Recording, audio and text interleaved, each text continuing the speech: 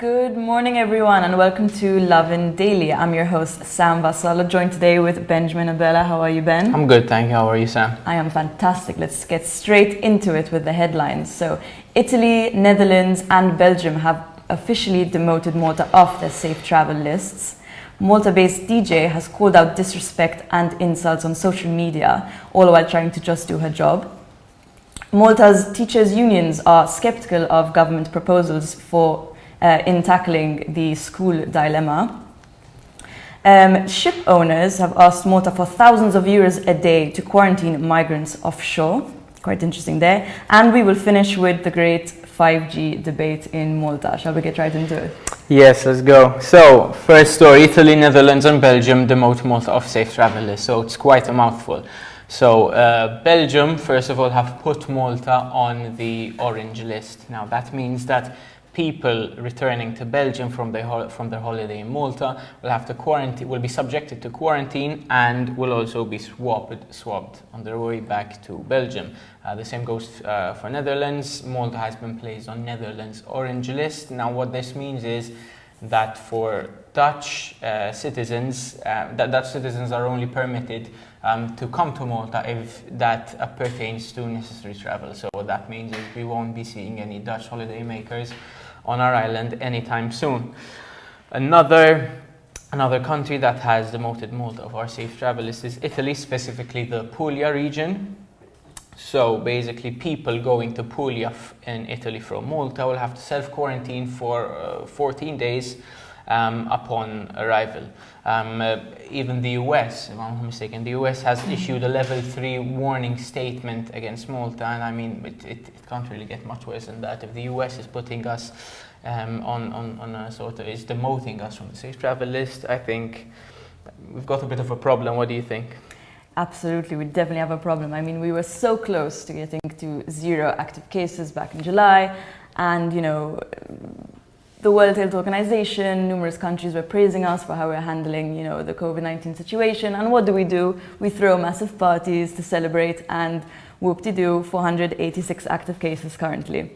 At least Health Minister Chris Fearn has recently announced that passengers arriving to Malta from high-risk destinations will have to present a certificate stating that they are COVID-19 negative. Now, if they refuse to present this certificate, or if they are not in possession of such a certificate, then they are subjected to a swab test. If then again they refuse to be subjected to a swab test, and they will be put under mandatory quarantine for 14 days.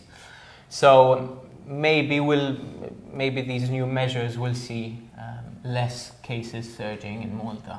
In fact, that's what Chris Fearn said yesterday in an interview. He expects that recoveries will start to increase as days go by. My question is, why weren't we more vigilant in July, if we were so vigilant in April? But that is a debate altogether. Moving on, so, amid this whole debate of whether we should close up again, whether we should continue having parties or not, and festas, there are people who actually work in these fields whose livelihoods are severely affected. Particularly one DJ, a Brazilian, Malta-based DJ named Skalda, wrote out on social media after receiving a lot of insults and so on, when all she's trying to do essentially is feed herself and work a full-time job, as all of us are. People forget that it's very easy to say we should close the airport, we should close the hotels, when in fact this is affecting a lot of people's livelihoods, and it can't be taken that lightly. I mean, I'm yet to see someone who their jobs haven't been affected by this give up their salaries in order to help Malta and the economy and so on and so forth. So I think we just all need to, as usual, we just need to find that balance, Yes. and stop being so polarized about every single issue. It's a question of understanding. She doesn't have much of a choice. It's either going to work or starving to death. So exactly. So on to our next story. This opens an entire saga about the Maltese education system and what's going to happen now that COVID-19 is once again a thing in Malta. So the MUT, that is Malta's Teachers Union, has spoken out about the government's proposals about reopening schools this coming September. Yes, the MUT has said that, specifically the MUT president, that is Marco Bonnici, has said that he is quite skeptical of the incentives put forward by the government. And now these incentives are, first of all, there's a class bubbles project. Now what this means is that students pertaining to a single school will be split into small groups, say groups of 10, and they will not be allowed to mix with other groups. So this means that for all of their lessons and their breaks, these students will be restricted to that bubble of 10 students. Now, of course, this is much easier said than done, and that is what Marco Bonnici said. Especially when you're in a secondary school where so many students have different subjects, it is virtually impossible to have students stick to a group of 10 and not change up their groups. The second proposal that Education Minister Bonnici put forward was that of online education. That is, that we start schools as usual, however, classes will now be online over Zoom, as many of us have already grown used to. And now, once again, Marco Bonnici spoke up against this, and rightfully so. Bonnici said that this is once again much easier said than done. When it comes to school, when it comes to the education system, we need human contact. We need the opportunity for collaboration and to share experiences, and that, of course, is greatly hindered once you move classes online. Having said that, the class bubbles proposal has been taken up by other countries around Europe. It has been taken up by Denmark and Northern Ireland, and it seems to be working just fine right there. Of course, right now there's a lot of pressure on Bonnici to come up with a plan, and as of yet, there seems to be nothing that is making everyone happy. I mean, I wish the union, instead of criticizing everything, would actually come up with its own proposals, because it seems that the online situation doesn't work for them. The class bubble one doesn't. I do agree. I mean, in theory, yes, we need human contact, and in theory, I wish we could all go back to the way things were. I'm so happy that I'm not a student anymore. If this had happened last year, I would have been, and you would have as well. Yes. We just missed it.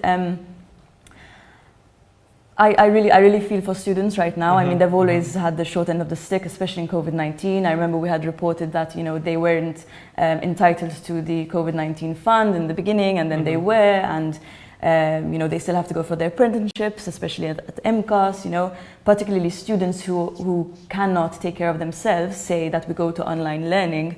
I mean, that is going to cause major disruptions to the labor force, if childcare centres don't open.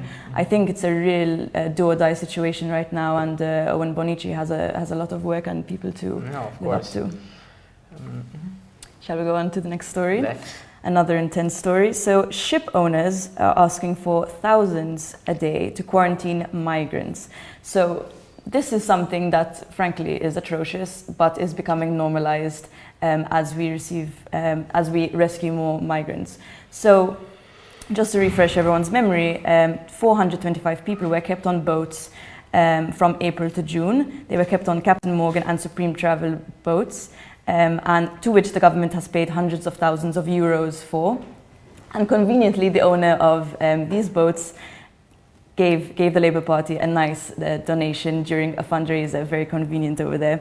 So essentially, upon receiving 85 new migrants, the government has opened an expression of interest for ship owners, essentially to submit their price to be able to put these migrants on their ships for quarantine. The lowest bidder was 12,400 a day.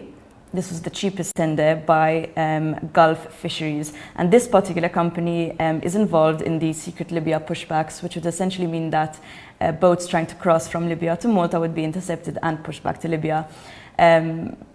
Against all the conventions that we have signed, human rights conventions, but as usual with Western countries, we sign all these beautiful conventions and we follow them where convenient, and where not, simply pretend that they're not there. Shall we move on? Let's move on to our last story of the day. Melita applies for license to trial 5G in Malta. So of course, hearing that Malta may finally be getting 5G is great news to many of us who are well acquainted with technology. However, this news has given way to a lot of unfounded concerns. I mean, you should have seen the comment section on our article yesterday. We get these in our inbox, like, I mean, every few days, people saying, have you watched this YouTube video? Like, what are we going to do about this? Yeah, I mean, it's pretty ridiculous, really. You get people saying that 5G may cause cancer or even COVID-19, when of course there is no proof showing that this new technology can cause either of these two illnesses. Of course, once again, these are unfounded concerns. There is nothing to prove that this technology is harmful. Indeed, so quite spicy stories today. That's all from us here. I've been Sam Vassallo, joined with Benjamin Abela, and have a full day of lovin'.